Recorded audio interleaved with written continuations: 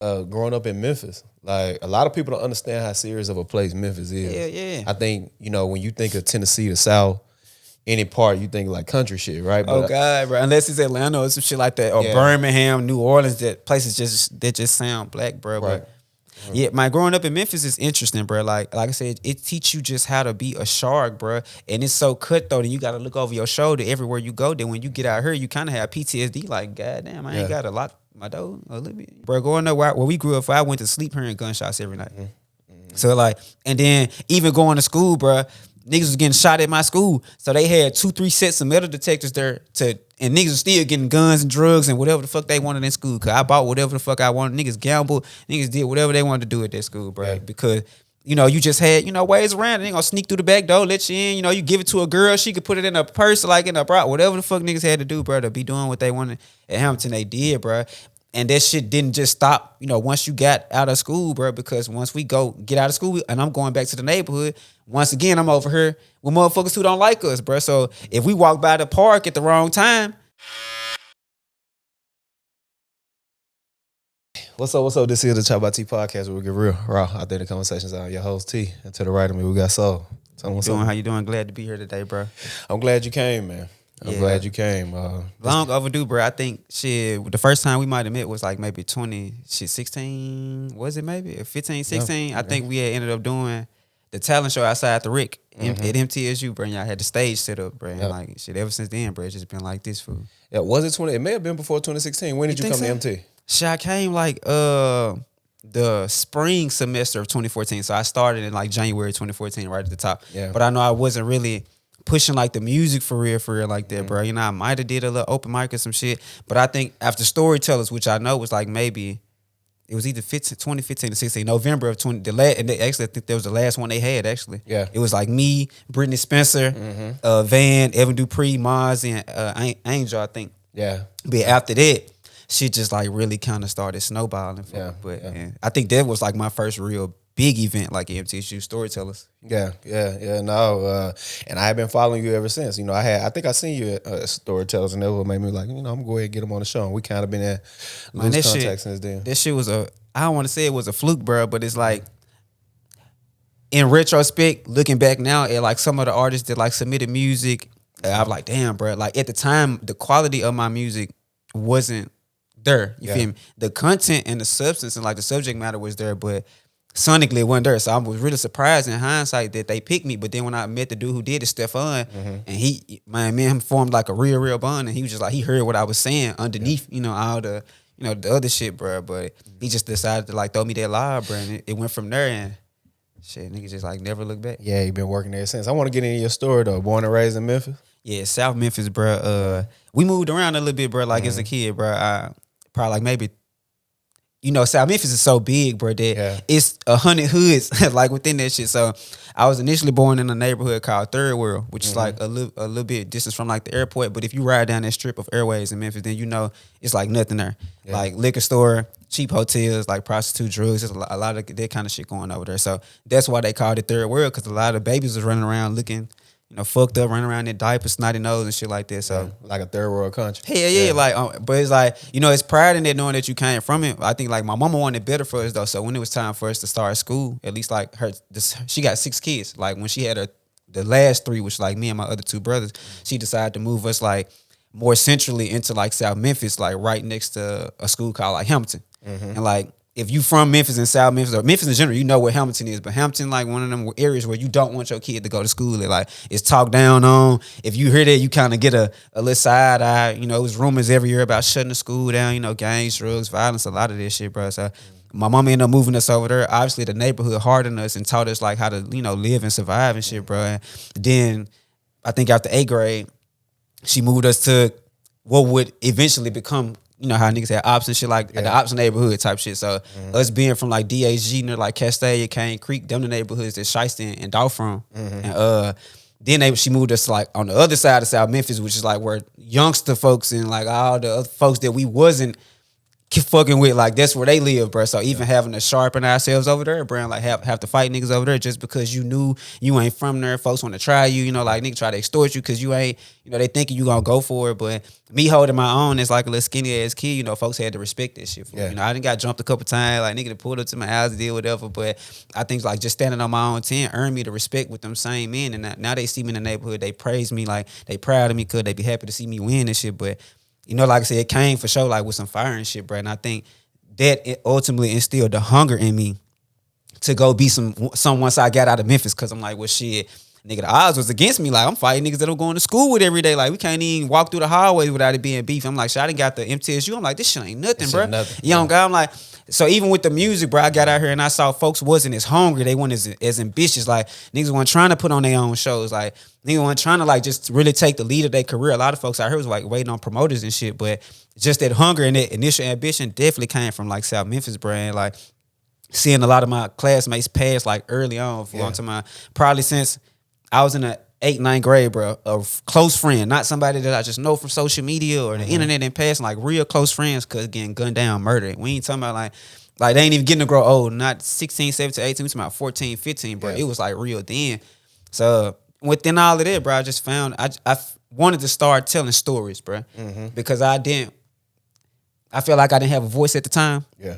My mama had 6 kids, and then I'm going to this school. I'm a small ass black kid. I'm quiet. I'm intelligent, smart as hell. Got a sharp mind, bro. But you know that ain't the kind of shit that get pushed to the top in the hood for. You know, it's kind of you know the athletes, the drug, the cool ass nigga, fresh ass nigga, like that kind of shit. So just you know staying my path, bro, and finding my way. Cause I ultimately found music as a way that I could speak for myself. Then without just the extra shit, I really wanted to like write film and like books and shit, but that was too much for a 15-year-old kid. So I'm like, nah, I could just keep the shit concise in the music, bro. And I just fell in love with that form of storytelling because it allowed me to be vocal and vulgar and say shit that it would be harder to say in film and books and make it sound, you know, cool. You know, part of hip hop is just like the hip part. So just like the lingo and shit, I could tell stories. And even if I'm talking about bad shit that I done went through, trauma and shit, you know, you could put it in a place to where folks can digest it and it don't just really alienate them. Shit. So that's really how it started, bro. Just going through that shit and wanting to have a voice. And then music just shit found me, bro. And even still, I was one foot in, one foot out, bro. And I wanted to go to school for politics, bro. I was telling Shorty this story. But I wanted to go to school for politics and shit, bro. When I graduated, I ended up catching like, you know, a bogus charge. I was supposed to go to Howard, bro, on a full ride. I got accepted into Howard and Harvard. But I was going to go to Howard because, you know, I'm like, that's the black Mecca. So I was going to go there on a full ride and shit, bro. And ended up catching the charge, losing like, you know, that little school situation. And then I wasn't forced to come here, but coming here became the next best option. Yeah. But I know if I would have went to Howard and went up there, I'd have went all in because I'm an all in kind of dude, bro. I would have went 1,000%, like with the politics, you know, the lawyer and all that kind of shit. And I feel like I would have lost myself because I'd have felt like when I'm up here in the cold, I done had to make these sacrifices to become this. I owe me now. I don't owe nobody back in the hood or back at home. Like I had to go become something. So because I ended up coming here, bro, music just became shit my priority. Yeah. And it just took off from there. But I had already had roots and shit like people like me and Tay Keith and Keith Glock, we all went to Hamilton together, like the high school and shit. So I already had them connection with folks who was already moving in 2014, 15 when I came out here. But I just hadn't jumped all the way in yet, especially until like the storyteller's moment for real. Yeah. You said something. So you got, it's 60 y'all total. Hell yeah. Are you the youngest? Hell nah. Yeah. I'm number 4. Yeah. But my family dynamic is interesting. My mother has 6 kids to herself. My father has 3 kids. Yeah. I have 2 older sisters, and then I'm the only boy. We have the same birthday, same name. Type shit. Never knew him though. Yeah. I'd be like, are you a junior? No. How did y'all get the same name? I mean, he wanted it to be that, you know, yeah, but but like, you know, just things with him and my mom didn't work out. So she just decided to like give me the same last name as like the rest of my siblings. You know, the 3 that had came before me. So yeah, but on my mom's side, it's 6 kids, bro. So it's like I have an older sister, then an older brother, then an older sister, then it's me, then I have 2 younger brothers. But you know, the psychology of like family dynamics is, you know, you got the oldest sister, she first, so you know she kind of get priority. Then you got the oldest son, he even get more priority than the oldest sister because he the first boy. Then you got my sister, she's the last girl within the family, even though she's not the youngest girl, she the last one, pretty girl. So you get that. Then you got me kind of in the middle. Yeah. I'm small, scrawny. I'm not really super athletic. I'm smart as hell though. You know, I got straight A's, never made a B, good conduct, well spoken, all that kind of shit. Perfect golden child. So I feel like my parents loved me and celebrated me in that sense. Right. But they couldn't help me with my homework and shit like that because I was helping my siblings with their homework. So it was a lot of nurturing and attention that I didn't get from them. That I wanted, but they didn't give it to me because they was like, you know how parents be, they be like, bro, you got a roof over your head, you got clothes on your back, you doing good in school, and shit, and ain't shit to complain about. What you know, so they would pour a lot of that into like my older brother who would be getting in trouble, and like my brother after me who would be getting in trouble. Then my youngest brother, he was a star athlete, won state championship with the Lawsons probably like back in 2016, I believe, 15, 16 type shit. Won the state championship with them, bro. So he was like praised over that. You know, they going to all of his games and shit. But I think like me and the brother who was right after me struggled the most like with our identity in terms of like finding ourselves like in the family. Because even with my youngest brother, he was the last boy. So even then, you know, you gonna get a little away with everything that everybody else didn't get away with because the parents just tired of whooping ass by then. Just tired. So that's me. I'm the youngest. Got by with a lot of shit, bro, just because like, man, hey, go with them. Yeah. Yeah, but like within there, bro, that's like I said, that's what drew me to music, bro. I didn't feel like I had a voice at home. I knew I had. If I would have acted on it, I would have had one. My mama always listened to me, bro. Like she always like heard me out and like tried to nurture me and shit. But because I was just did so well in school, bro, and it was like they would put me in gifted programs. Like nigga, the minute I got out of kindergarten type shit, they was trying to put me up like past my sister in school type shit. Yeah. Like so. I got that, and for a long time, like, that's what fed me. But as I got older, bro, and, like, you know, you get 15, 16, 17, you start going through adolescence and shit, and you really want to be heard, bro. So that's where music came in. But I even know then that was God, bro, because at the time, it wasn't no studios, like, in South Memphis for us to go record in, bro. It was a one studio. Niggas can tell you this called One Sound. Yeah. And niggas coming out this shit had one sound, auto-tune, real heavy and shit. But it was just better than what the average mixing this shit was on the street, bro. But my homeboy played basketball, Chris. My first friend I ever made. This is how God works. First friend I ever made in life. Stayed friends this whole time. He was playing basketball for a white man. Sound crazy as hell. A dude named Shay. White man was like a real hooper though back in his day. So he had like connections and shit to the streets and music and shit. One of his homeboys was trying to get a feature, bro. Just trying to get a feature from anybody who rap. You feel me? Like just trying to expand and network. White man, coach, go to practice and tell the players, hey, if y'all got some homeboys who rap, tell them come to the studio. You know, they got a free session. We just want to hear what they sound like. My homeboy, my friend at the time who had got me into rapping, my best friend at the time, dude named Warren Island, they both played on their team. He had the chance to go that day. He didn't, bro. Yeah. I went.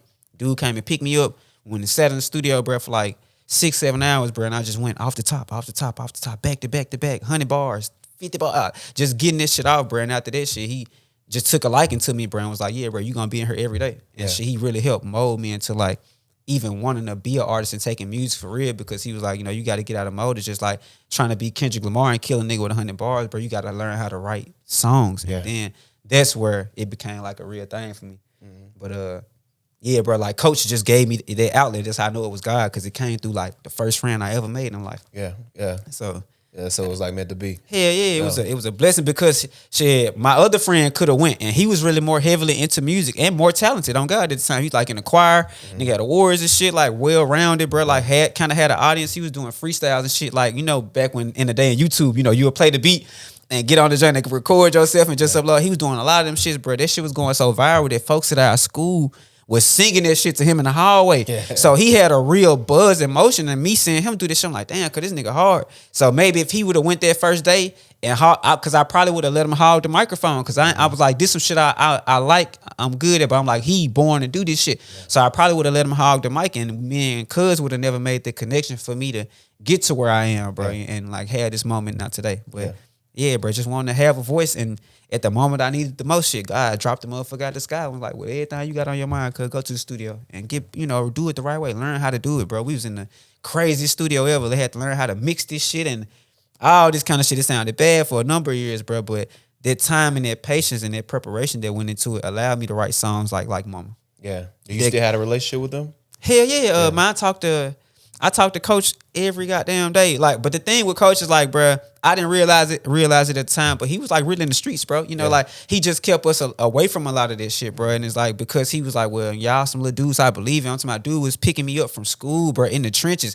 picking me up from the projects where I'm hanging out with my game and my friends and shit like that. Like really coming through, bro. Like white boy in the Explorer in fucking 13, 14. He's like, who is that, bro? Like, who is you feeling like? Why you going with that white man in the truck, food? Like, but cold time, cuz come pick me up, cuz nigga go get some weed, go get some food, cuz feed me like I'm a child, cuz like of his own, cuz he believed in me that much, cuz invested in my first shows and everything, bro. So I always said when I got signed, I was gonna go back and take care of him, bro, man. Like, and I did let him know like a couple weeks ago where that went down, and I think he been in and out of town, but whenever he do, bro, it's gonna be like a proper fellowship, bro. I always felt like God put that man into my life. And like I know a lot of folks don't be fucking. A lot of us don't fuck with white people, bro, because you feel like they got ulterior motives, bro. But like that's one of the few people of their kind that I feel like would kill for me as quick as one of my own blood brothers will, bro. Like he laid down a lot for us, like in them early years, like pushing the line and not making no money and not charging us for nothing and spending his own money, bro. Like I could never repay him for that, bro, because he the reason I'm here today. Even like telling me, hey, you can be good at rapping, bro, but you gotta learn how to write songs. Yeah. Or you never gonna get out of just being a cool ass rapper, bro. And I've seen rappers get stuck in that. So I'm grateful for him to like even giving me the advice, bro. He was my hardest critic. Yeah. And he was like, nah, this shit ain't good enough, bro. Or you need to learn how to record like this and all that kind of shit. So hey, we got a super good relationship, bro. Me and him. And a lot of the other guys that I was working with in the studio around that time. Shit, Coke Cash was around. One of my homies named Stun. It was like a lot of us just in and out them circles and shit, bro. And a lot of us ended up becoming something else after that, and it's a testament to what Coach saw in all of us at first, and being like, "Hey, y'all come here, get in the studio, record for free." Yeah. But something that you did, you probably don't even know this. You actually inspired me to do something as far as like my business format in the way that like I push my books and things like that. It's how you started out and you decided to basically create your own tour. Bruh. You did that yourself, and when you done that, I noticed that, and I studied that from you, and I said, "Oh, okay, I need to apply that myself." Damn, I ain't never know that. Yep, and that's when you see me coming out doing these shows and stuff down here, and these live shows and stuff. I did it different, instead of like a book release, it's I got this book coming out right here. Let me have a full show, a full production around it. One of them I actually asked you to perform at a while back, but you couldn't make it. I remember Sir performed at one of them joints too. Yeah, on God, bro. I do remember that. Yep, yeah, but I didn't do that. I just thought that was you, bro. Like just jumping off the porch and shit, fool. Like and just doing your own thing, bro. The touring was some shit that everything came from Memphis, bro. If I don't come here, bro, I don't become who I was. Cause like I said, I had started recording a little bit in Memphis, bro, but I wasn't dropping this shit for real. Like. You upload this shit on SoundCloud or whatever, so niggas like Tay Keith knew I was rapping. He was sending me beats. Niggas like Glock knew I was rapping, but nigga, we young as hell. And this shit, like I said, shit still wasn't industry quality, bro. So it wasn't until I got out here. Like I said, even when I did Storytellers, bro, I did that show and I kind of went back into the shadows because I was like still shy. Yeah. Like it's a big ass campus. I'm not Greek.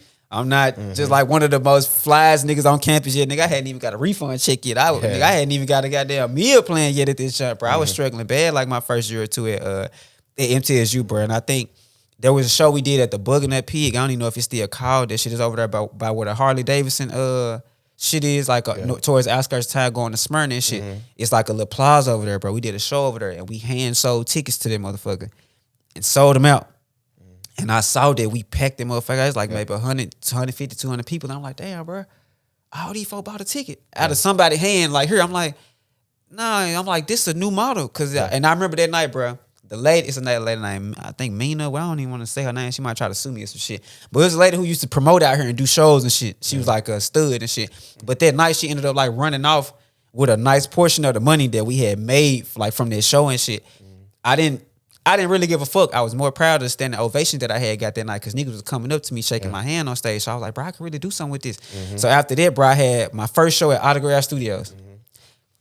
Sounds from the Underground. I organized like a couple different groups around campus, bro, and threw them like a little bread to promote the motherfucker. And I think it was like C100, Urban Entertainment, and somebody else. And just pushed the shit out, bro. And we had a crazy ass turnout. And I was like, damn, let's see if we can do it again. So then we went to the block after that. My bad. It ain't that now. It's like some Cajun food place and shit, like right over there on the square and shit. But it was called the Block at the time. We had went to the block next, did like 250 people there. And I was like, damn, bro, like we really got some motherfucking motion out here, fool. Because niggas weren't putting on shows and shit like in MTSU like that, bro. the most performances niggas was doing like on campus, Yeah. MT Idol, or like the talent shows and shit. It had to be like one of the frets that have, or one of the sororities, or one of the groups on campus having some. Like niggas couldn't just organize and have a show. I think Amp at the time might have had the most leeway on camp, but there was a colorism thing. Urban was black and Amp was like more white and shit. So they got to have like the festivals and do shit on campus, whereas we had to wait 2-3 years, and then I think Daniel Green ended up getting like in the multicultural and diversity affairs office at MTSU, and he the one who opened the doors for black folks to like really start doing a lot of shit on campus, bro. And then you saw artists like Daisha McBride and Cairo and Melanie Faye and Ty like start blowing up and stuff, and having moments where they was able to open for Big X at the Murphy Center.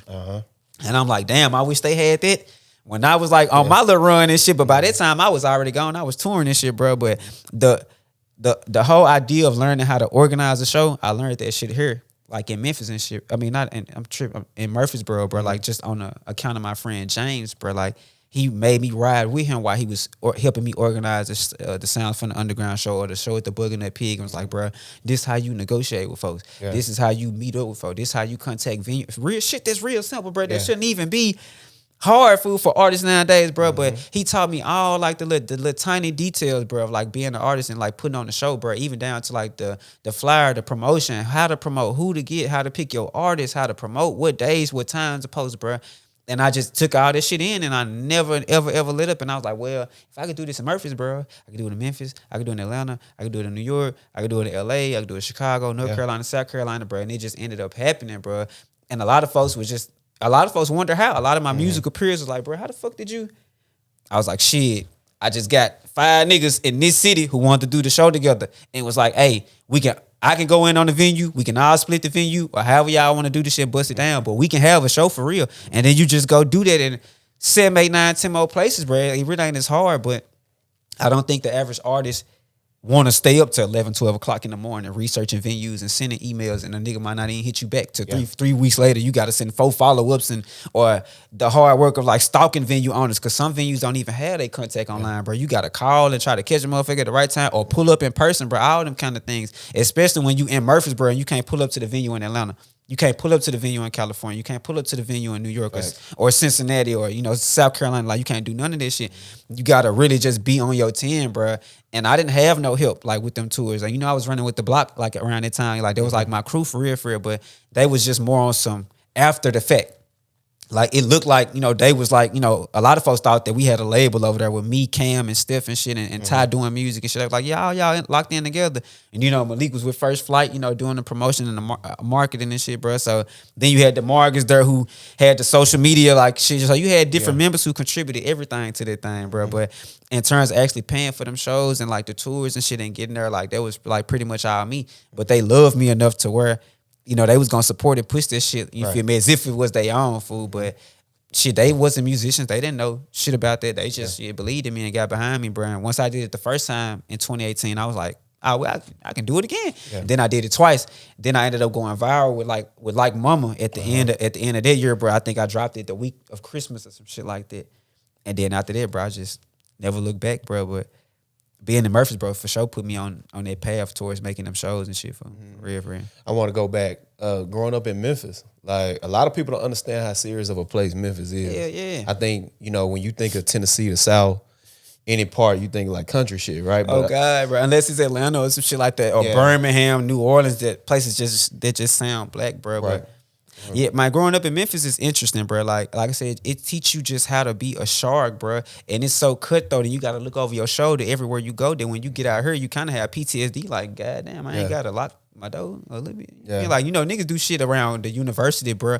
But at large, like just being in Murfreesboro, bro, niggas heaven out here. I'm like, I can raise my daughter out here, bro. I don't see no real threats and shit out here to where I gotta, you feel me, look over my shoulder and shit, bro. Going there where we grew up, I went to sleep hearing gunshots every night.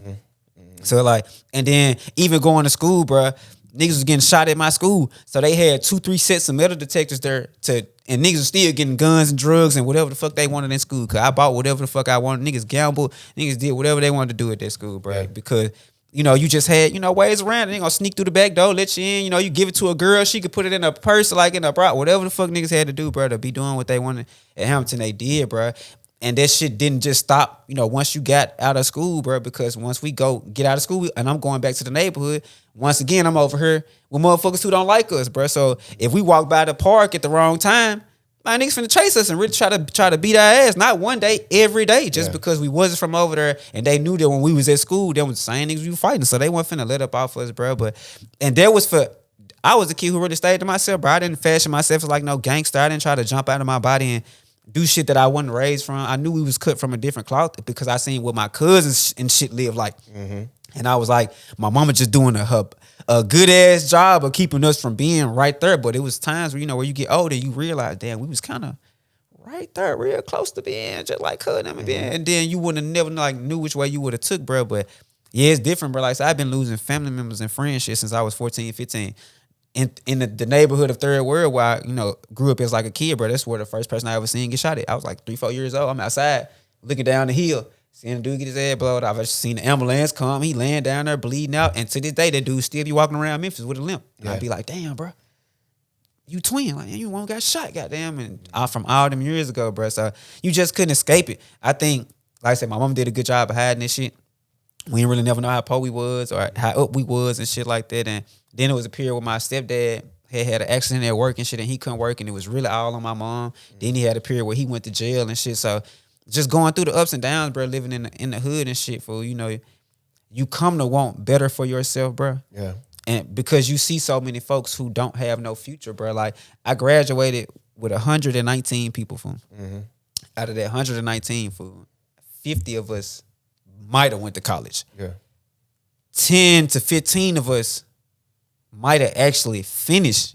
And nigga, I didn't even finish, you feel me? But that's because life took me in a different way.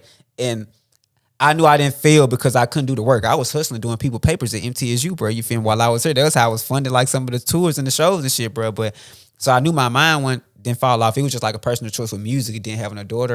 And I eventually I might go back.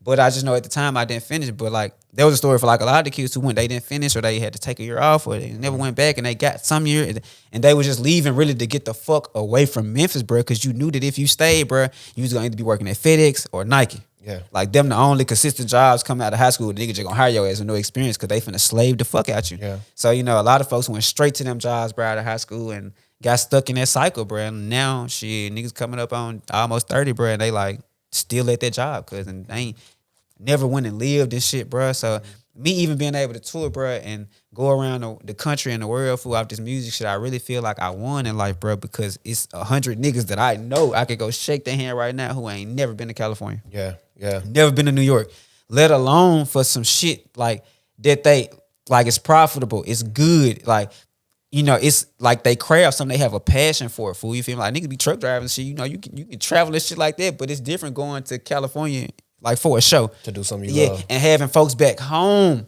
be like, damn, cuz you really out, because a lot of them ain't never even had a dream to chase. Yeah. A lot of them graduated school and was like, bro, I just wanted to graduate school for and get a diploma. Now I'm trying to get some money. Nigga ain't never think about, damn, what my talents is, what my passions is, what my joys is, what did God really put me here to offer to the world, fool. Yeah. All they know is you go get some money, fool. And like shit, I had a brother who got stuck in that shit for real, bro. And it took until COVID, bro, like my oldest brother, it took until COVID came, bro, for him to be like, nah, bro, like I can't just really be doing this shit for the rest of my life. I'm a boss, bro. I want to take this kind of control over my life, bro. But it wasn't until a major life crisis for all of us that niggas had to be like, damn, bro, what I'm really doing here. Yeah. And I think a lot of folks never had that epiphany and that awakening, bro, and they just be cool being stuck in the hood, bro. Like, I just couldn't be that though, bro. Like, motherfuckers in my school was calling me Obama, bro, before I graduated. So they motherfuckers knew I was gonna be something, bro. Like, folks in my church like wanted me to be a pastor and all this kind of shit just because of how well I spoke, how well I performed in church. I was just like a good kid, bro. Like, my family raised me right, bro, and I honor God before everything, bro. So that's why I know my blessings eventually came, even when we didn't have the motherfuckers at first.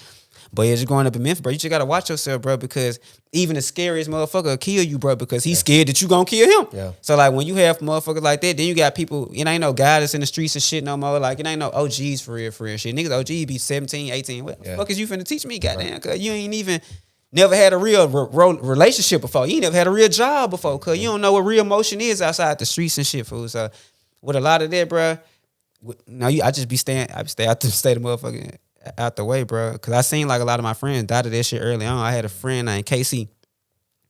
like one of my most beloved friends, bro. Nigga got suspended for bringing a gun to school our freshman year. I saw him that Friday. I was like, hey, bro, be safe, bro. You smarter than that, fool. Like, you got a future. He was dead Sunday. Yeah. So like, and he didn't get murdered. Like his best friend cousin accidentally, shot him and shit. They was playing with a gun. I had a lot of friends that like died to shit like that, bro. So you just realize between accidental gun shooting, real gun shooting up. I had people like OD and shit, like car accident and shit, bro. You realize life's short as hell, bro. And then you throw in the fact that there's motherfuckers out here who actually moving with ill intentions, like who want to do shit to us just because of who we affiliated, with and shit, bro. Like coming up, I wasn't paper route. Yeah. But my homies in the hood and shit, like they was actually on the block, like with Dolphin shit, and niggas see you there, like them your real friends or your cousins and shit. They just all lump y'all in together. Nigga, I hadn't even met Dolphin while I was still in school for real. Seen him in passing, and just picked up my ambition from him. But I had never like been kicking around it. But at school, bro, you get lumped in with that kind of shit, fool. Like I was hanging with the Crips and shit at the time before I had even seen the set, and they had an altercation with some vice lords and shit at our school and shit, and I'm lumped into shit. Nigga pointing at me in front of me. So it's like, you get so easily put in shit or just like proximity, bro. Like my brother had got to the point where he had to carry a 12 gauge shotgun around the neighborhood type shit, and he was like 12, nigga, type shit, because we over here in the neighborhood where motherfuckers don't fuck with us. Niggas trying to pick on a nigga and all that. I had got robbed and shit, cause nigga robbed me on my birthday, bro. Coming from the stove, broad daylight type shit. So like just dealing with all that kind of shit, fool. Like just fighting in the neighborhood and shit. You realize, bro, if you make it out of Memphis, you special, bro, because a lot of folks don't never get out of their neighborhood, let alone move out the neighborhood to somewhere else, let alone move out the city, move out the state, and then be doing some shit like that. God put them here to do, bro. Yeah. And now you look. Let me ask you, what's your relationship? Because if you look at Memphis now, it's a lot of motion going on in Memphis as far as like with artists in the music industry. Is that what influenced you to go back to them? Hell no. The kind of artist I make, bro, I know the reality is I can't flourish in Memphis. Like people would support me and love me from Memphis, but the shit I gotta do, I gotta go out and show them that this shit means something to the world. Because that's how people in Memphis think anyway. For you can't be local. They're like, well, shit, nigga, if I can see you every Wednesday, every Thursday, Friday, shit, nigga, you ain't nothing. Like you just as regular as me.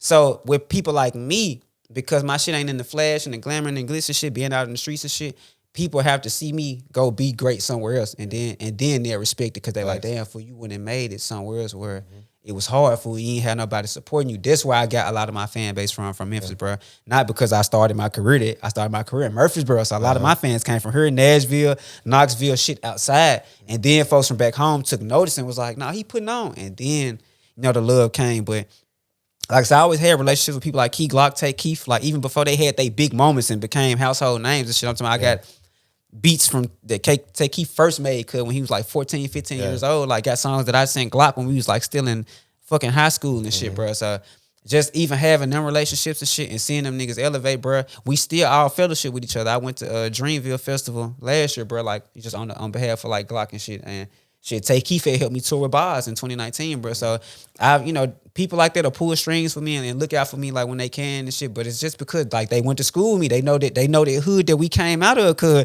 niggas was not coming out there motherfucker for real. So when you go through that fire and you seeing somebody who went through that fire and y'all meet up again later in life, it just be a mutual respect there. It don't matter how bigger they is than you, bro. It be like, hey, bro, I know nigga ain't even out, period. Nigga ain't never go to college, period, fool. So the fact that I'm out here chasing the dream and pushing my line off some positive, bro, rapping from my soul and shit that I done seen and done, fool. They salute this shit. I see a lot of artists coming up now, bro, and I be like, hell yeah, win. But I feel like it's gonna be at least another 10 years, and it sounds like a long time, but 5 to 10 years before artists like myself can organically pop out of Memphis. Like we don't really have no industry infrastructure like Atlanta and Nashville. Like we don't have shit like that. You probably got like maybe 2 interview platforms, bro. Like, and if you go on them, like they gonna get you the views, like and the reach and shit. But it's limited, bro. And the scope of them conversations be, you feel me, like there. So you don't have a chance for like artists like myself, or like the Chuck Indigos, the Brian Brown, the Tim Gents, like the local artists around, the Daisha McBrides and shit, like who be moving around here to really go have they self be heard, fool, and from like a fair place and like really tell their story, bro. But yeah, man, I feel like Memphis gonna run it for a long time. Like, but it's just the whole thing about coming together that which will never happen. Then you got the shit with like CMG and PRE, you know, niggas still knocking each other off and shit. So that'll never ever be that. Then you got shit going on with, you know, God in them camp internally and shit and bad camp. And it's a lot of shit going on that's fucking up the Memphis music scene and shit. At the same time while it's elevating. So, you know, the average person from the outside see Glow winning and, you know, see Glock got Let's Go and, you know, whatever they doing over there, but then they don't really know, like man, these niggas already just killed these niggas, and man, so that's finna lead to these two crews beefing, and these artists that had a relationship now they can't fuck with each other, now all that kind of shit, bro. That's the shit that be holding Memphis back, bro. And to a certain extent, I get away from that just by being out in places like Nashville, Murfreesboro, because I can go network freely and work whatever fucking artists I want with, and I ain't got no politics to deal with, food. But but like I fuck with it. Any nigga in Memphis, bro, doing their thing, bro, I fuck with them, bro. You feel me? Whether they like me, particularly or not, bro, because I just want to see niggas win, bro. And I know that every door that every one of us open, or every door that each one of us get our foot in, just opening the door for like more folks behind us, bro. So like, I think the biggest moment in music, at least the past 5 to 10 years, was like probably Block Boy and Drake. Yeah. And you know, folks was like mad when Drake did the song, because they were like, damn, bro, Drake could have did a song with any other nigga in Memphis and gave anybody else a shot, and why would you go with Block Boy? Block Boy ain't even a rapper, lyricist, he just a dancer. But I was like, bro, it's doors that are gonna be open behind it, you feel me? Like, and it take time, bro, and sometimes just that's how God set it up, bro. Like, you feel me? It might be a slow burn before you get to that gym, and like that gym that come out of Memphis probably ain't gonna be me. It might be a nigga who see me and see what I'm doing and be like, man, I want to do that one day. And he just really lock in and he take this shit further than any nigga ever took this shit from Memphis, bro. Like, at least doing it in my lane, like on some Kendrick Lamar, Drake, J. Cole shit. We ain't never had an artist like that pop from Memphis. Yeah. So I know I'm one of the first ones kind of really pushing that line and taking this shit all over, bro, at least from an indie standpoint. Because a nigga with a check ain't never got behind me and was like, hey, look at him. It's always been shit kind of me, bro, by myself. Yeah. I bet you relate to Good Kid, Mad City. Hell yeah. Yeah. And I relate to all Kendrick albums, bro, just because I feel like I am him. But he was the one for this generation who chose to speak on that level of magnitude, bro. It ain't enough space for everybody to do that. Yeah. You can't have 5 Kendricks, because then it's like, nigga, that's too much. You need the Kendrick, the Drake, and the Cole, you feel me? Like, because it's balanced between all of them, because all of them have different life stories, different experiences, shit that you can learn from. But for sure, in terms of like my particular life role, I definitely feel like me and Kendrick shit is synonymous, because I'm the smart ass kid who was intelligent enough to observe everything going around me and make a mental note and be empathetic and sympathetic enough to understand people's plights, their traumas, the reasons they fucked up, the reasons they like this, and still see the beauty and the good in them, and can put that shit in the music too, and see it in myself, like see the good and the bad in myself, and have a conversation and put it in the music for other people to understand and shit, fool. Like the song like Mama ain't really a happy ass song. It's a song about me cheating on my girl and breaking up, song about my grandma passing away, and then a song about me and my mama relationship not being as good as it was. But I took all 3 of them topics and made them a beautiful song like that I seen folks cry to. Yeah. Like shed real tears to, because it touched them from a place of like reality. So I think like I definitely relate to Kendrick in that aspect, bro, being like, okay, you a gifted child, bro, who's seen the world different, and you can articulate it. God bless you in that way, bro. It's your job to go tell the story for all them 30, 40, 50 people who you knew who dead now, who can't speak for themselves, and they still deserve to have their story told, so that they not just lost to the pages of history as another death or OD or another murder and shit like that. You feel me? I feel like all them people was real people, had family, friends who still miss them, love them, celebrate them to this day. So I'd be like, everything that I went through and I seen, like losses that a nigga took, I feel like all that was putting me to just go back and tell it, because I'm one of the few from my section who literally mentally can articulate this shit. Cause you feel me? Like, especially in a song format. So yeah. Yeah. What age were you when you realized that shit wasn't normal? The shit around me? Yeah. It always been normal. Yeah. Yeah. Like even bro, I done lived in some like multi-million-dollar communities in Memphis, gated communities, on the river, on the bluff, the best living you can have, cause on God, for a nigga who came from where I fucking came from the bottom, like nigga, roaches and rats and shit, third world. So like, I don't know, like just making it out and getting into them places before I be like, damn, I really don't never want to go back, bro. I put too much time in, I put too much work in, food, like. And just the sacrifice that I seen other people make to even help me get to, I feel like that should be disingenuous, but that shit has always been real. Like since day one, you really can't get away from it, because nigga, I'm living downtown, right, in a gated community. But if I call my mama, I can hear the gunshots in the background, and she don't live shit but 15 minutes away from me, bro. You feel me? So it's like, I'm never that far removed, bro. Like, you know, I got brothers and shit who still in the streets for real. So it ain't never like, it's gonna have to be normal to me because you feel me. Like to say it's not, it would bother me every day. I wouldn't be able to get no rest and no sleep about it. I pray for like my folks who in them situations and shit, bro. But yeah, that shit normal. It ain't supposed to be. You feel me? But that makes sense when you put it like that, though. Hell yeah, it ain't supposed to be normal at all, cuz. But when that's folks' reality, hell yeah, it's normal. Yeah. Like what you look like telling somebody in Memphis, hey, you know, it's normal to go outside without your gun. No, the fuck it ain't, cuz. Because every other nigga outside got a gun. So it's not normal, bro. Like, your reality is like what your reality is. Now, gratefully, cuz, I ain't never had to carry a gun nowhere I ever went in Memphis, cuz God has blessed me like that and has always protected me. I got nipped one time, and it wasn't a nigga trying to blow my ass off. He was trying to blow some other nigga's ass off. You feel me? Like, so I ain't never had to really, you know, just really go through that, bro, and like have that fear. But I know it's there for other people, bro. And it's like on my first album, I had a song called Addy Anxiety, where I was talking about just going back home, bro, and literally realizing that, damn, every night nigga sirens going on. Every night it's a nigga dying. But ain't nobody rushing over there to see what the fuck it is. Like, if you heard a gunshot for the first time ever, cuz, you would run to see what the fuck that was. You'd be like, what the fuck is that? Or if you heard an ambulance siren or police, you would be like, what the fuck is that? Something going on somewhere in the area, the vicinity around me. Your natural human curiosity will make you want to go know what the fuck that was, cuz. Why don't we do that shit when we hear niggas get shot? Cause you be like, bro, that ain't really my business. Yeah. You feel me? So it's normal to you. Yeah, my nigga got the head blowed off. Niggas be laughing. My nigga let a Draco off. And niggas gonna laugh and be like, man, nigga shooting again. Cause them folk tripping. But it ain't like, we don't give a fuck. We just gonna wait to see if we read about it on the news the next morning. And that's not, you feel me? It's not normal, but it's normal for niggas in them situations. Yeah, I get how you can rationalize it, but it ain't normal though. Hey, it ain't cool. Cause like I said, bro, my brother for younger than me was carrying around a sawed-off shotgun, cuz, like at 12, 13. Yeah. He shouldn't have had to do that, cuz, but it's because it's niggas who's 16, 17, 18 in the hood, cuz, trying to pick on them. Yeah. You feel me? Like, just because we not from over there.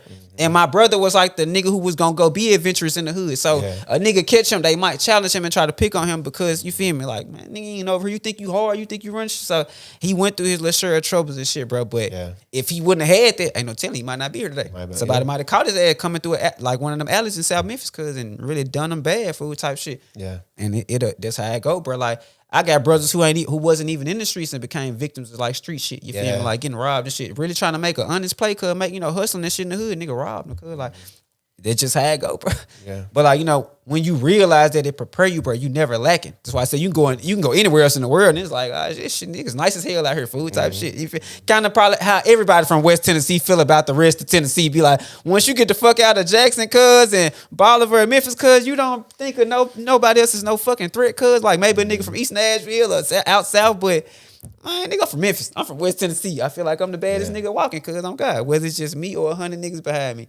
And that's the attitude that a lot of folks have. So yeah, I seen that get niggas fucked over down here too. Oh hell yeah! Now hey, now you gotta, bro. I'm gonna keep it real with you, cause it's a real transparent moment, fool. I had kind of got the big head, not a little bit, not for real. I had a situation, cause where I had fell out with a homeboy. He was real cool with me, bro, but it was like over the principle of like some money. I felt like he was trying to finesse me because we had some business going, and he told me one thing, and it wasn't that, and it was just so he could square himself away on the back end. Didn't fuck with it, held him accountable, because I'm like, bro, we really homies. I feel like you getting over on me. So a nigga tried to, like, you know, take the gangster ride and shit. Now I'm like, bro, you know I be in Nashville more than Lido, cuz, more than Dolly Partner, cuz. You can't really just threaten me like that, cuz you gonna see me around, fool. And true story, had seen him a couple times, let him live, bro, never did nothing to him. I was like, bro, the situation ain't that big. We'll have a conversation where we could just talk it out, and he can apologize, and I'll apologize for taking it where I took it because of where he took it type shit. Because he was involving other folks in the business and having other motherfuckers. I'm like, yeah, that ain't really that. Yeah. Nobody even knew me and him had a problem except me and him. My right hand, me and like my best friends didn't even know we had a problem. Fast forward to like 2022, bro. I ended up coming out here for like a show.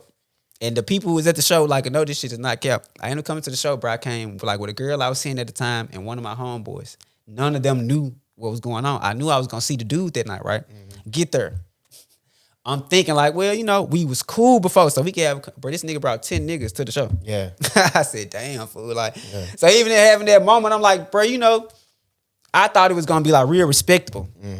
Man, that nigga brought 10 niggas, but it's because it was like the whole Memphis thing. It's like, I know if you coming in town for a show and you know you gonna see me, I know you gonna have 15 niggas with you. I'm finna bring 10. Yeah. And they brought 10 niggas because they went with they move after I performed this shit, bro. Like, didn't really do no damage, bro, like at all. Cause for real, for it to be that many of them niggas that wanted me, bro. But definitely learned the hard, not the hard way, but definitely learned in real time, bro. Like, because of your perception of how people think you might carry yourself, they might go extra overboard. I'm talking like, guns was drawn and all that kind of shit that night, cuz just on a conversation that really could have stayed between like me and one nigga, cuz and he, because of the whole how I carry myself and being loud and like standing on my 10, and he was like, nah, I'm gonna have to do something to cuz he gonna do something to me and end up catching me slipping, bro. You feel me? Boy got down on me, boy. You feel me? Type shit. But it, like I said, wasn't even unreal, bro. If it was the other way around, and if it was 10 of us and one of him, he wouldn't be here today. Yeah. So even with that, there was just God being like, hey, bro, hey, you gotta watch how you carry yourself, bro. You like, I know you think that, niggas out here ain't as like, well, nigga, get with you just because, they think you on there, bro. Like, there it is. They ain't as bad, though. There was some psycho motherfuckers. Yeah, I mean, I done seen some nigga lose their life on some playing tough ass shit out here, like just, thinking like you that nigga. And like I said, bro, even in Memphis, cuz the scariest person will blow your ass off, cuz because they think you finna blow their ass off. So, hell, I don't put nothing past nobody. Every man gonna stand on his 10 and do what he feel like he need to do, bro. So, but yeah, just situation like that just taught me better about just like managing myself and carrying myself, because I had a situation like that with another rapper, probably like in 2019. Do you know Brian Brown? I don't. He a rapper from Nashville, bro. Pretty like well known out there. He was like associated with like Isaiah Rashad, like that house camp out of Chattanooga, him and Tut. Me and Brian ended up getting into it, bro, like pretty bad, like over some rap shit, cause we ended up trading like diss songs and shit. We ended up getting booked for a festival. I go to the festival with like my driver, Malik at the time, and just us, bro. We in Nashville. Brown is there with all his folks. They knowing we into it, knowing it's real smoke, bro. Why did I go in there and perform the diss song? Why Brown and his folks was in the room? I'm talking like on some real Kendrick, not like us, Drake, goddamn, like, you feel me, back to back type shit. Did the shit right in front of him, and I'm like, it's so crazy because it's how God work. That same venue I got jumped at. Yeah. All them years later. He got me back, bro, because he was like, I ain't really put you in this position, cuz, for you to be getting up here gloating and boasting and shit on niggas in their face, bro, and like trying to pull that card and hold niggas, bro. You supposed to be here like with a story and shit. Boy, it got me back, bro. God gonna for sure double back on you for real talk. But just had to learn. As far as the business of music, where are you at with that now? Mine, bro. Just came into like a real good situation, bro. Like just like signed a deal. The details like be coming out like real soon, but like the distribution is like mainly through Sony. It's like a lot of major artists underneath that umbrella, like Beyonce and whoever else the fuck you want to name. But yeah, bro, it just came like at a time that I felt like God understood that I was ready for that. When I was running around before like the ages of like 19 to like 23, 24, 25, I even give it, bro. It was like more on I worked hard to get myself in this position, and I came from the bottom, and I didn't have this while I was on my way up. Now I got to experience all of this. I got to know how I feel to be, have the most money in the room. I have the prettiest girl in the room. I have all the girls in the room. I have everybody want to shake my hand. It was so many things that I was still trying to heal my inner child from, bro, and be like, still trying to satisfy him and be like, hey, you good now? Like, look at this, look at this, look at this. And bit off more than I could chew, bro. And God was really like, yeah, I got to sit you down, G. Like, to the point where, bro, I was gonna make the biggest move of my life in 2021, bro. I had a festival planned, bro. And the weekend before the festival came, bro, I ended up going to jail. Yeah. Oh, God. Ended up sitting in jail for like 2.5 weeks. Whole festival blew up in my face. Got people saying I ran off on them, scammed them, did them dirty, and all that kind of shit, bro. Like taking a real PR hit in real life, real time. Because whole time I'm in jail. Yeah. And niggas thinking like, I didn't really around. I'm like, nah, because I had some shit going on with my daughter's mom, and police got involved when I was just trying to document shit and find out I got a warrant and shit and end up going to jail, bro. Yeah. So I was on some trying to be a good parent and go see my daughter out of town. End up getting locked up. And but the whole time that I was planning that festival, bro, and I was working my angle, bro, I was thinking about the glory that I would get. I'm thinking about a motherfucker posting me on the newspaper the next day and having this cloud and all the love and attention and the rank and shit that it'll get a nigga, cuz. And like God had to step in again and be like, cuz, that is not what I put you here for. That ain't what I gave you this shit for. Now I gotta sit your ass down. Now when you come back, if you go get it, you gotta go even twice to 3 times harder. Cause folks loved you out the gate for when you first dropped. Now you gotta kind of earn a little bit of that love back, bro. And like over the past couple of years, I just been like working on myself as a person, bro. Like relationship wise, like family wise. Cause like when I was out here on my first run and touring and shit, cause I wasn't calling my folks. My mom probably heard from me once a week, bro. Now I call every day. Text her, how you doing? You okay? You need something? All that kind of shit, bro. It's things that I ain't even have a second mind to do at the time because I was like, bro, I'm living for me. I done went to school and got good grades and been a good kid and went to church for 18 years. Man, I'm finna go do what the fuck I want to do. Yeah. So we just spread my wings and shit. Cause God had, took a couple of these cuz and God had to sit a nigga down, bro, and be like, well, yeah. Now it's like you done had time to think. Is this really what you want to do? This where your heart at? And when I had committed, even before the deal situation came on, when I had committed, cuz to just like really locking in back with God and letting God guide the music and shit, bro, and letting him like speak to me on the tracks and shit, I had made an album, had a whole album done, cuz. And then the deal came. Yeah. So I know there was God being like, okay, I see you. Is you really ready though? Yeah. And putting it in front of a nigga. And so yeah, now that I got the deal, bro, I got some music dropping, like a little EP dropping like this weekend and shit. Then I got an album dropping on my birthday, February 9th. It's called Blue Heart. Yeah. If you know me, anything about me, you know like that blue heart emoji is like synonymous like with me and just showing love and support and just my whole little thing. So gonna drop an album called Blue Heart. Got a tour coming in April. Like for that, you know, feel me? I'm going like doing 10 cities, New York, Cincinnati, Memphis, Nashville, Chattanooga, Atlanta, Houston, Dallas, LA. I might be leaving some out, goddamn, but I know off the top of my head, like that, we're gonna be in them places, and then dropping a Welcome to Soulsville album in the summer.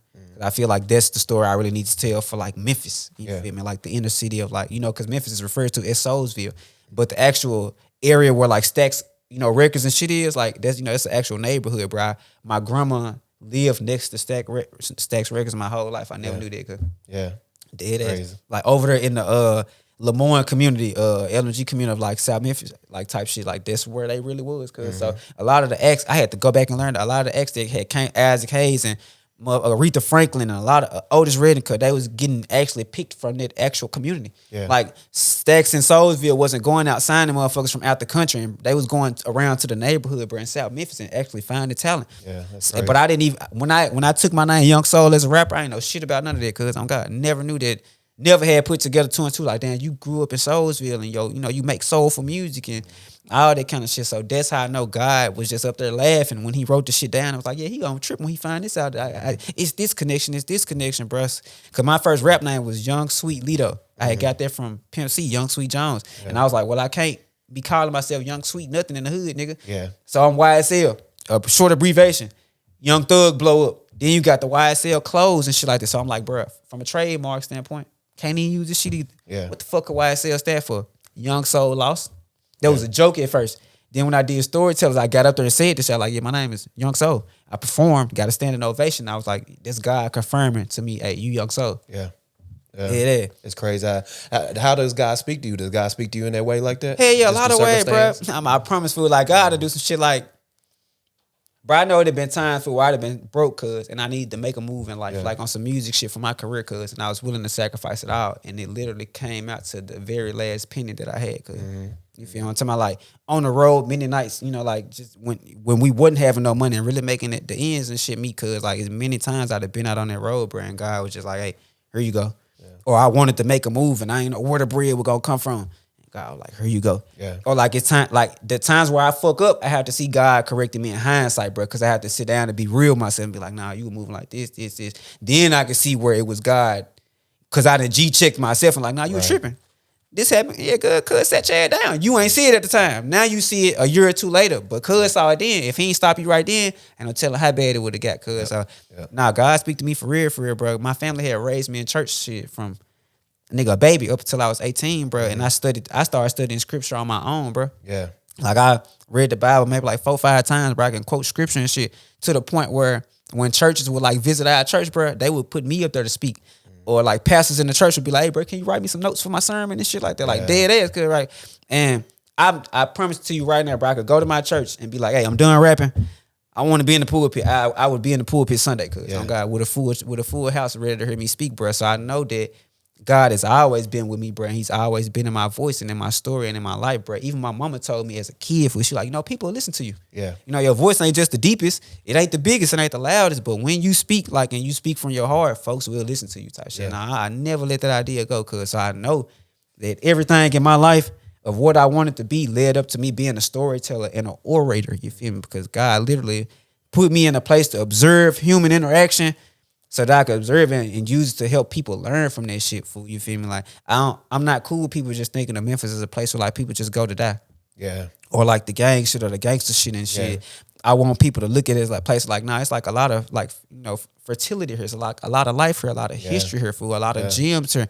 But a lot of us just ain't been given, bro, that chance to shine and shit. A lot of us ain't had no mentors. Like I said, bro, it took a white man, to be like, man, come here, little nigga, man, get in the studio. Stay in this bitch. I'll come get you every day, Like, you ain't got to pay me nothing, I believe in you.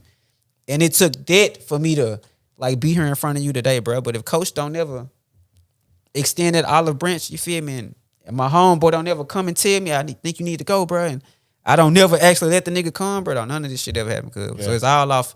I just feel like no blessing I've ever had, was me. Yeah. I've met God halfway. I prayed and been like, hey, bro, and then tried to put myself in the actual position, but a lot of it has just been people saying like, man, man got a good heart, or he doing something. This is important. Folks need to hear this, and like throwing me the lob and shit, like I said, even with the shit with Boz, bro, I wasn't supposed to tour with him. I was just trolling one day, bro, and had added the nigga and was like, hey, bro, who I got to kill to open up for you in Memphis? Yeah. Say Keith had seen the shit. Now this, like I said, this after I had just did 2018, like touring and shit and doing all that kind of shit. I had a couple. He had made one of the beats for my album and shit. But he was online when I tweeted that shit, I had just had my daughter or some shit like that. And he had sent me some beats because he was down there working with J. Cole in Atlanta when they did the Revenge of the Dreamers album, fool. So we was like conversing back and forth and shit. But it wasn't like no everyday kind of shit. So when he did the shit with Boz, bro, I did the shit on Twitter. He quoted it. I'm asleep though in the bed. Yeah. He quoted it. Boz responded back. I'm still asleep because my baby mama had to wake me up and be like, hey, I think you need to get on your phone. Open the motherfucking phone up and Keith and I already put me and Boz in the group message like, hey, bro, I really want y'all niggas to work and lock in, cause he bigging me up like, been doing this. I really want you put him on your tour, bro. Fuck with him, do that for me. And Boz did that shit just on the strength of another motherfucker being like, okay, I seen the hard work you did. Yeah. So because of that, but I feel like that's really how you supposed to get your blessings for real. Shout out to Keith for that too. Yeah, real nigga, bro. Like, and like even he done got way bigger since then, bro, and became like a whole kind of different person. Not in a bad way, but he a mogul now, bro. Yeah. But it's like that love is just still there, fool, because the nigga know, like, bro. Well, another note that I didn't put in, his mother was like a teacher, like like a worker at our school and shit. Like so, I had like I knew her, you feel me? Like had seen her many years and shit, bro. And like when she passed, I was like, damn, bro. Like, reached out to him and had a conversation with him and shit. And even when I was going through shit in my life, like, like just other like shortcomings and shit that had become public and shit, he would reach out to me and be like, bro, don't lose yourself. You got something to do, don't lose yourself. And it been time, me and him ain't even just been at the best of terms, bro. But I know at the end of the day, he really just want to see me win, bro. And it's kind of like with Glock, bro. Like, me and Glock don't make none of the kind of same type of music, bro. Niggas would probably never think they would see me and him at the same place having a conversation for 30, 40 minutes. But them the kind of friendships that I cherish, bro, because I'm like, regardless of what you is, cause we from the same place. Yeah. You feel me? Like, and we see the same things. I want you to win, nigga, just as much as you want me to win. And it ain't gotta be at each other's expense, or it ain't gotta be with another person involvement. Cause like a nigga do some shit for you just cause they want to see you win on your own, not cause they get a check from it, or they can get some clap from it, or they can have a claim to your success later and hold it over your head, fool. I feel like niggas be fuck with me because they literally be like, nah, this is what God want me to do. Yeah. And when me and James start hanging out, like this summer that we did the Bug and the Pig and the Block and Autograph Studios doing them sellout shows in the summer, he literally came to me, bro, and was like, bro, I don't even know you from a can of paint, bro, but God told me to show you how to do this shit. Like, I swear to God, cause I wish that nigga was here right now, bro. He had seen me at the Kicks on Campus. You know how Ivan Andrews used to do like the sneakers and speakers, like the events I can where you come buy, sell, trade shoes and shit. Yeah. He had booked me to perform at that shit, bro. And it was in like the KUC ballroom. Was it? Or no, was it? Nah, what's the joint that's over on the other side of the campus, food? Like by the old Gracie and all that kind of shit, food. You talking about the the SUB or something like that? No, it was Student Union Building. No, it was the one on the other side of the campus, cause like over there by Pick and shit. Behind Pick, we used to go there for fried chicken Wednesdays. I know sometimes the building you talking about. Yeah. So yeah, over there, bro. Like it kind of like. What were you with that before I even brought that shit up? You was talking about you performed at the event. You performed in and James. How you met James? Oh, yeah, okay, yeah. So I'm doing the event there, bro. My bad, I got sidetracked. But yeah, I'm performing like there, and James coming to that building because he was promoting a fucking pool party he had at Aspen High School. Yeah. He didn't even come in there to hear no fucking music. Came in there literally at the time my set had started. And I think I either did Like Mama or the About You song about Tamir Rice or like just like one of my long-winded songs where I was just really rapping from my heart. And that nigga stopped. I was like, hey, bro, I don't even know you, bro. I actually be seeing you walk to MTSU campus sometimes, bro, like the same way I used to walk. But God came to me and told me to take you under my wing and show you all the shit I'm doing, bro. I don't know what you gonna do with this after this. You might take the information and run off on me and never fuck with me again, bro, but I'm just doing what God, I swear to God, because man came pick me up for a whole summer, cause like and really showed me how to become Young Soul, like a self-sustaining artist and shit. And then, man, I got an interlude that I recorded on one of my early mixtapes where it was called Drunk Prophecy. Cause James was he got drunk. But everything, bro, that he told me that me and the block and my friends, everything that he told me that me, the block, and my friends needed to do, cause in order for me to have some success and for us to start our brand and get out the ground, cause he said this shit right in that fucking interlude. And I go back years later now and be like, damn, bro, this once again, God. I knew when he said this shit then, though, I knew it was God speaking because he had got drunk. Some told me to pull out my voice memo and be like, record this because he finna say something that you need to hear, bro. Yeah. And it literally, because he laid out the blueprint for my career, cuz the next 3, 4, 5 years, and I followed that, cuz, and ended up becoming, you know, like pretty much like kind of a decent household name around this area for sure at Murfreesboro, and extended to like Nashville. Of course, folks from Memphis started loving the nigga. Then, like I said, went viral and shit. Just had like a lot of moments, bro. But like I said, the early shit I was doing, I feel like that was for me, bro. And these next couple chapters that I'm putting in is for my daughter to look back and see that I got a legacy. For my parents, you know, like my family and my friends and shit, to look back and be like, damn, cuz really documented a portion of history and stories that never might have been heard if he didn't exist. Like, I want to make the folks who in them communities happy, like in South Memphis and, you know, DHE Castaic, like the folks who really like seeing me grow up and know me. But yeah, bro, I had to do a lot of learning, cuz, you feel me, and take some L's and shit for when I had never took none before.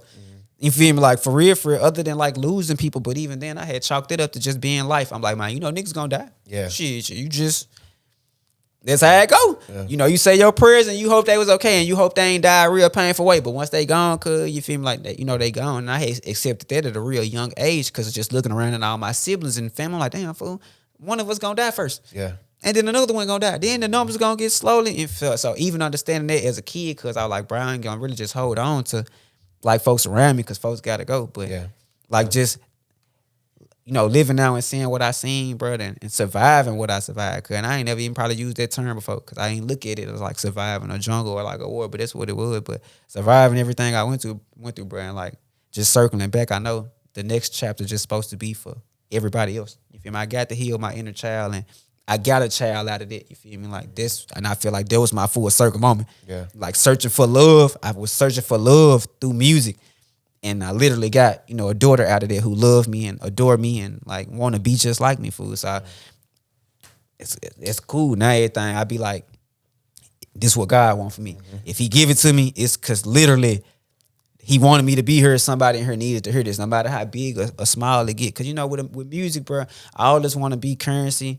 I always want to be Drake. I always want to be Kendrick. I always want to be J. Cole. But I was cool really just trying to be a Currency, because I'm like, well, you know, it ain't got to be the biggest, bro, because Currency got millions of motherfuckers who love him, gonna go tune into his music, gonna support his lifestyle, support his merch, and when he done making music, he get to go back into the shadows and be a regular nigga.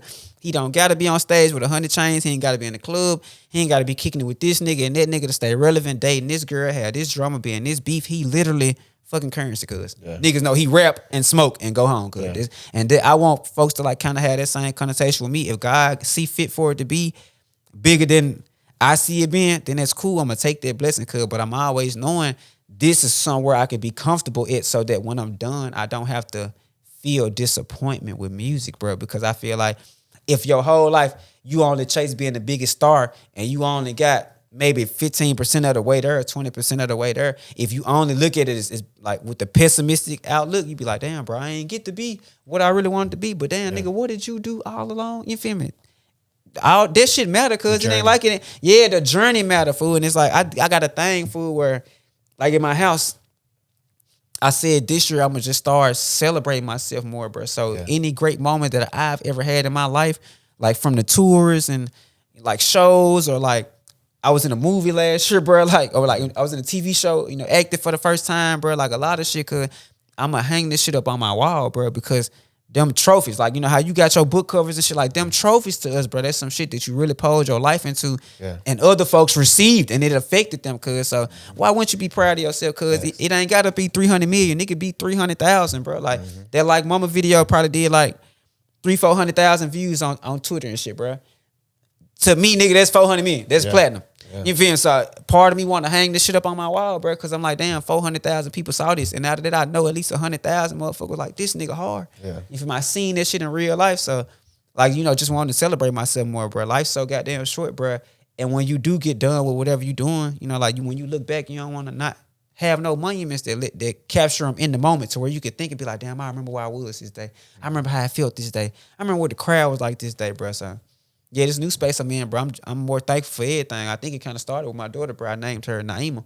But in Swahili, that mean like gift, or, you know, like graceful one type shit, or grace. Like God's a grace. So I feel like everything kind of go back to that, bro. I'm grateful for. I ain't make none of this shit happen because I'm just a vessel. Even down to me not putting my real name, cuz, in my raps. Nigga don't know what the fuck my real name unless somebody tell you, and you like, your name what? But like Young Soul, bro, I was like, it's more about the story, cuz it ain't about me specifically. I'm just a vessel, you feel me? Like my spirit is like using this body to like see these things and observe these things. I'm just a young soul. You feel me? So that's how it come together.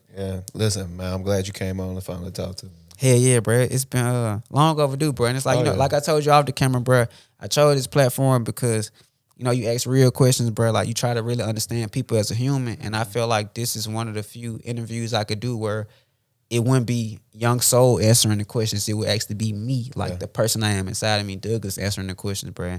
So I just appreciate you for having me, bro, on such short notice, bro. You know, after the album drop and I go on tour, bro, you know, I'm definitely gonna come back and do it again, bro.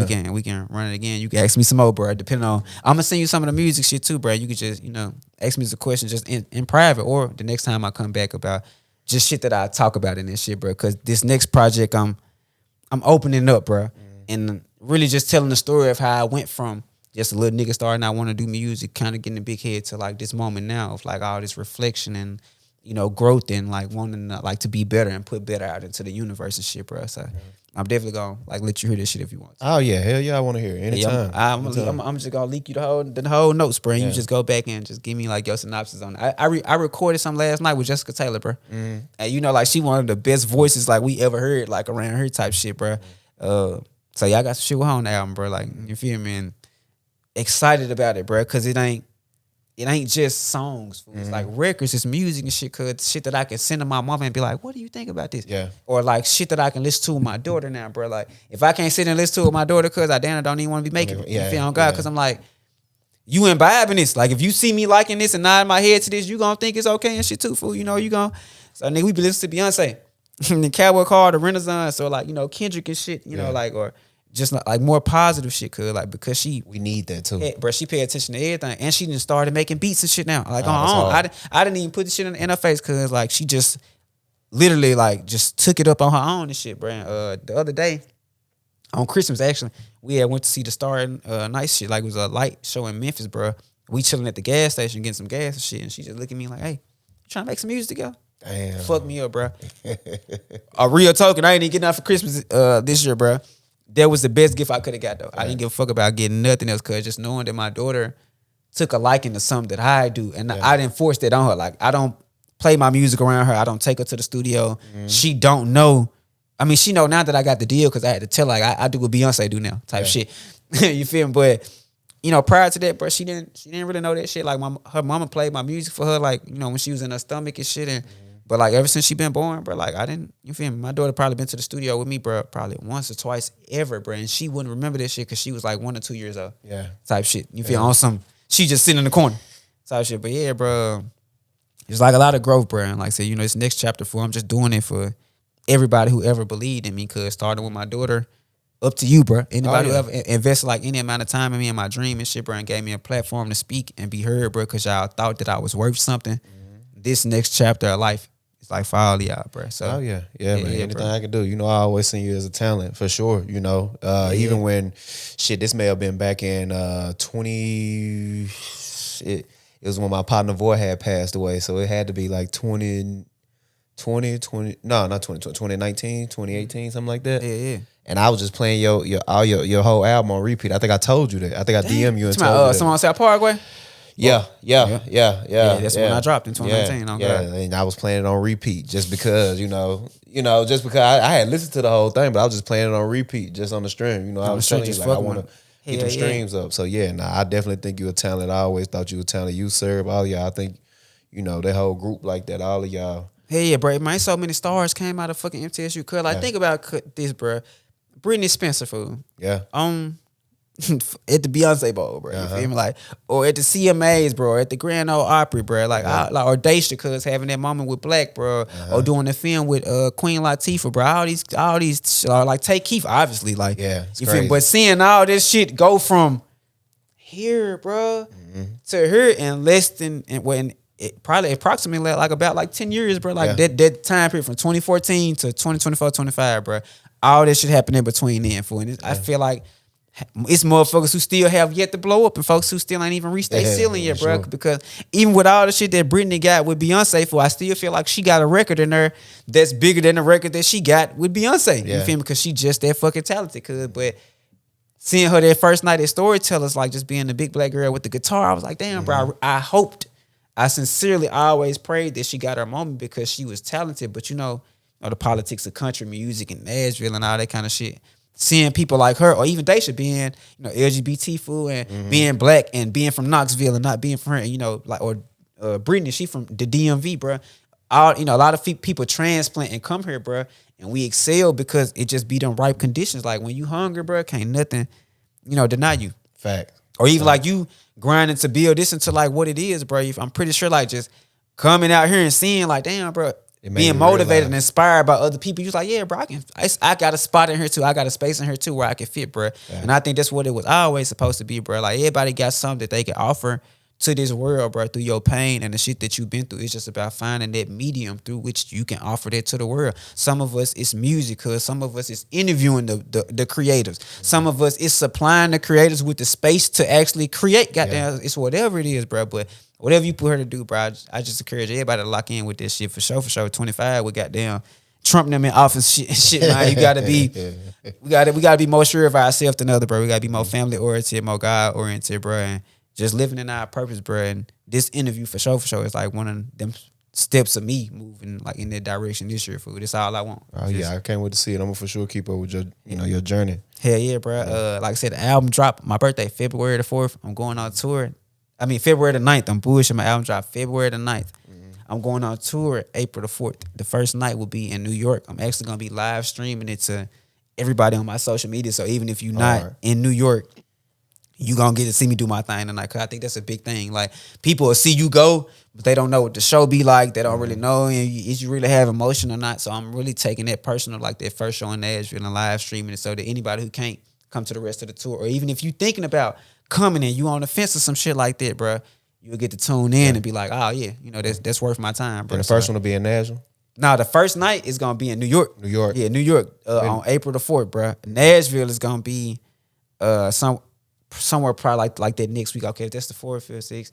The next, and we come back, I'll be going to Memphis, then Nashville, then Chet. Okay. So it's gonna be, I think the second or third Saturday in April, because I'll be in Nashville, bro. I can't think of the actual date off the top of my head. I'm gonna make that one. Yeah. I'm talking about, and like Nashville, I'm bringing the band and shit like that. A lot of the other dates like Memphis and traveling and shit, it'd be hard linking up with folks' work schedule, family schedule, kids schedule, and then paying them to get out of town and get back, bro. Especially with the weather, like it be in the wintertime, bro. But Nashville and Memphis are for sure having my band, because my mom has never seen me play with a full band in Memphis, and I want her and my daughter to have that memory this year. And it's been a minute since I cut up with my band in Nashville, bro. And I know all them shows used to always be a vibe. Me, Evan Mars playing with the band back to back to back. It's just a different kind of music, fool. So, hey, I'm coming super hard in Nashville, bro. It's just Just because I know, like, with the deal behind me, and it's more industry revolving, parts that'll be introduced around that time, bro. So, not even just making a statement to myself, making a statement to the industry of Nashville as a whole. Day, I'm back, bro. I'm running around like y'all finna have to really take notice of me and move out the way like y'all did before. Yeah, for real. Yeah, so. I'm gonna be at the one in Nashville. I can't wait to see it, man. For sure. We gonna tear that bitch down. Yeah. It's gonna be a home, bro. HOME. It's actually a place called Helping Our Music Evolve. Mm-hmm. So real intimate venue, bro. Maybe might hold like maybe 500 people could, but I ain't really trying to see more than that. Like that's gonna be a good little night, bro. Mm-hmm. Fill out the lineup. Probably get like a couple of the homies to perform and shit. Jessica, probably see if I could try to drag Brittany out that night. Goddamn, for a stretch, but yeah, bro, just putting all my energy, shit, like I said, into that, bro, the music and the touring and letting God take me wherever it go from there. Gotcha. Listen, thank you again, man. Yes, sir. Yeah, listen. Hey, I need y'all to watch this interview 100 times so y'all can pick up all these gems that we done gave y'all, bro. But more than anything, bro, on camera, bro, I want to give you your flowers, bro, for giving artists and people in general, cause just a safe space to talk, bro, and use their stories for good or for bad to help other people. Like, if it ain't a lot of people that's selfish like that no more, bro. That just want other people like to have them spaces to like vent and heal in a certain aspect, bro. For real. So I appreciate you, bro. I respect you. Please could continue doing what you're doing for the culture. Oh yeah, of course, man. This is therapeutic for me. I love hearing people speak. Hey, bro, that might be your calling, cause therapy food, but like I said, I told you off camera, bro. You just got a way of making people feel at home, bro. Like motherfucker overshare with you, bro, just cause they feel like you go down there say something or understand, cause you've been in a way that nobody else wouldn't, bro. And that's just a testament to what folks think of you, bro. Like they've heard you tell your story and seen what you went through, bro, and they respect this shit. They honor it, bro. So they know when they come to you, if they do got even heavy baggage or sorrows, bro, it's like, okay, I know this.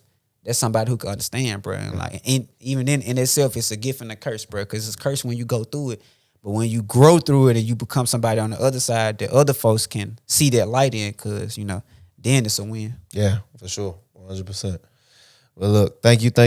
Listen, this is the ChoppedByT podcast. So we'll get real, raw, authentic conversations. Until next time. So.